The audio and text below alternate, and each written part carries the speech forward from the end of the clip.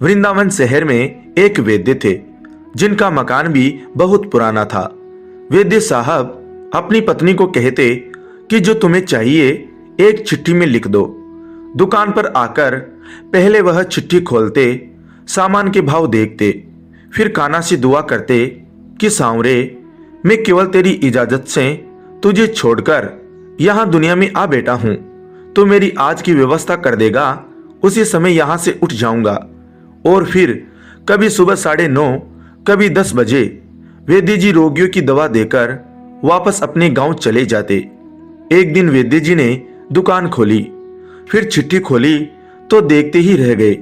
एक बार तो उनका मन भटक गया।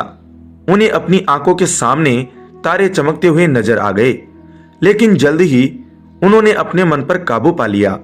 आटे, दाल, चावल आदि के बाद पत्नी ने लिखा था, बेटी के दहेज का सामान लाना है जी। कुछ देर सोचते रहे, फिर बाकी चीजों की कीमत लिखने के बाद दहेज के सामने लिखा, यह काम मेरे काना का है, काना ही जाने। 1-2 मरीज आए थे, उन्हें वैद्य जी दवाई दे रहे थे। इसी दौरान एक बड़ी सी कार उनकी दुकान के सामने आकर रुकी। दोनों मरीज दवाई लेकर चले गए। वह साहब कार से बाहर निकले और राधे राधे करके बेंच पर बैठ गए। वैद्य जी ने कहा, अगर आपको अपने लिए दवा लेनी है तो आपकी नाड़ी देख लूं। उस आदमी ने कहा, जी मुझे लगता है आपने मुझे पहचाना नहीं। मैं 15-16 साल बाद आपकी दुकान पे आया हूं। आपको पिछली मुलाकात की बात सुनाता हूं, फिर शायद आपको सारी बात याद आ जाएगी। वैद्य जी, मैं 5-6 साल से इंग्लैंड में रहता हूं। इंग्लैंड जाने से पहले मेरी शादी हो गई थी, लेकिन अब तक बच्चा नहीं हुआ। यहां भी इलाज किया और इंग्लैंड में भी करवाया, लेकिन हमारी किस्मत में शायद बच्चा नहीं था। आपने कहा था, मेरे भाई, अपने भगवान से निराश ना हो। याद रखो, उसके खजाने में किसी चीज की कोई कमी नहीं है। औलाद, माल, धन दौलत और खुशी गम, जीवन मृत्यु, सब कुछ उसी के हाथ में है। किसी वैद्य के हाथ में कुछ भी नहीं है। अगर औलाद होनी है तो मेरे सांवरे के आशीर्वाद से ही होनी है। औलाद देनी है तो उसी ने देनी है। मुझे याद है तुम बातें करते जा रहे थे और साथ साथ पुड़िया भी बना रहे थे। फिर आपने मुझसे पूछा कि तुम्हारा नाम क्या है। मैंने बताया कि मेरा नाम सतीश है। आपने एक लिफाफे पर कान्हा और दूसरे पर राधे लिखा, फिर दवा लेने का तरीका बताया।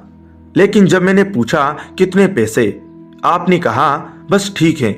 मैंने जोर डाला तो आपने कहा कि आज का खाता बंद हो गया है। मैंने कहा, मुझे आपकी बात समझ नहीं आई। भाई, आज के घर खर्च के लिए जितनी रकम वैद्य ने कान्हा जी से मांगी थी, वह सांवरे ने इनको दे दी है। अधिक पैसे वे नहीं ले सकते। मैं बहुत हैरान हुआ और शर्मिंदा भी हुआ कि मेरे कितने घटिया विचार थे और यह वैद्य कितना महान व्यक्ति हैं। मैंने जब घर जाकर पत्नी को दवा दिखाई और सारी बात बताई तो उसके मुंह से निकला, वो इंसान नहीं कोई फरिश्ता है और उसकी दी हुई दवा हमारी मनोकामना जरूर पूरी करेगी। वैद्य जी, आज मेरे घर में 3 बच्चे हैं। हम पति पत्नी हर समय आपके लिए दुआएं करते हैं। जब भी वृंदावन में छुट्टी में आया, कार उधर रोकी, लेकिन दुकान को बंद पाया। कल दोपहर भी आया था, दुकान बंद थी। एक आदमी पास ही खड़ा हुआ था। उसने कहा कि अगर आपको वैद्य जी से मिलना है तो सुबह 9 बजे अवश्य पहुंच जाए, वरना उनके मिलने की कोई गारंटी नहीं। इसलिए आज सवेरे सवेरे आपके पास आया हूं। वैद्य जी, हमारा सारा परिवार इंग्लैंड में बस चुका है। केवल एक विधवा बहू अपनी बेटी के साथ वृंदावन में रहती हैं। हमारी भांजी की शादी इस महीने की 21 तारीख को होनी थी। इस भांजी की शादी का सारा खर्च मैं अपनी जिम्मा लिया था। 10 दिन पहले इसी कार में उसे मैंने पानीपत अपने रिश्तेदारों के पास भेजा कि शादी के लिए जो चीज चाहिए खरीद ले। उसे पानीपत जाते ही बुखार हो गया, लेकिन उसने किसी को नहीं बताया। बुखार की दवा खाती रही और बाजारों में फिरती रही। बाजार में फिरते फिरते अचानक बेहोश होकर गिरी। उसे अस्पताल ले गए। वह बेचारी इस दुनिया से चली गई। इसके मरते ही न जाने क्यों मुझे और मेरी पत्नी को आपकी बेटी का ख्याल आया। हमने और हमारे सभी परिवार ने फैसला किया है कि हम अपनी भांजी के सभी दहेज का साज सामान आपके यहाँ पहुँचा देंगे। शादी जल्दी है तो इंतजाम खुद करेंगे, और अगर अभी कुछ देर है तो सभी खर्चों के लिए पैसा आपको नकदी पहुंचा देंगे। आप कृपा करके मना मत करना, अपना घर दिखा दे ताकि सारा सामान वहां पहुंचाया जा सके। वैद्य जी हैरान परेशान हुए, बोले, सतीश जी, आप जो कुछ कह रहे हैं मुझे समझ नहीं आ रहा। मेरा इतना मन नहीं है।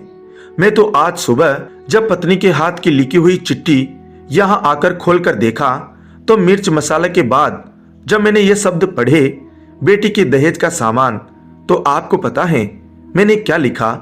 आप खुद यह चिट्ठी जरा देखे। सतीश जी यह देखकर हैरान रह गए कि बेटी के दहेज के सामने लिखा हुआ था, यह काम कान्हा का है, कान्हा ही जाने। सतीश जी यकीन करो, आज तक कभी ऐसा नहीं हुआ था कि पत्नी ने चिट्ठी पर बात लिखी हो और मेरे सावरे ने उसका उसी दिन व्यवस्था न कर दी हो। आपकी भांजी की मौत का मुझे सदमा है, अफसोस है, लेकिन मैं सांवरे की कुदरत से हैरान हूं कि वे कैसे अपने काम दिखाता है। जय श्री राधे कृष्ण। धन्यवाद दोस्तों।